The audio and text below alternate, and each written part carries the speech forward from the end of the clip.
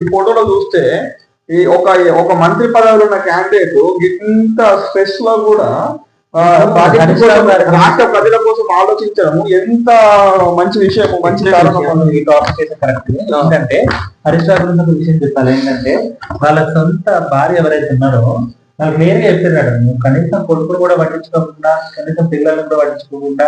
ఈ ప్రాజెక్టు గురించి, రాష్ట్రం గురించి ఇంతగానో తిరుగుతున్నావు కదా, నువ్వు ముసలాను అయినాక నీ కొడుకులు నేను పట్టించుకుంటా, నీ బిడ్డలు నేను పట్టించుకుంటా అని వాళ్ళ భార్య హరిగా అడిగింది. అడుగుతారు మరి రాష్ట్రం అయినప్పటికీ తెలంగాణ ప్రాజెక్టుల కోసం ఎంత కాలం గజగట్టుకుని తిరిగిందంటే ప్రాజెక్ట్ తెలంగాణ కోసం, తెలంగాణ రాష్ట్ర ప్రజల కోసం, తెలంగాణ రాష్ట్ర ప్రజలు సుభిక్షంగా సురక్షితంగా ఉండాలని, రైతులు రాజులు కావాలనే ఉద్దేశంతో ఒక హరీష్ రావు ఇంత మంచి కార్యక్రమం కోసము రాత్రి మావాళ్ళు ఆయన పండుకున్నాడు అని నీటిపారుదల శాఖ మంత్రి అయినా కానీ దాని గురించి ఎట్లా ఏ విధంగా పరిశోధన చేయాలో, ఏ విధంగా రీసెర్చ్ చేయాలో కూడా రీసెర్చ్ చేసి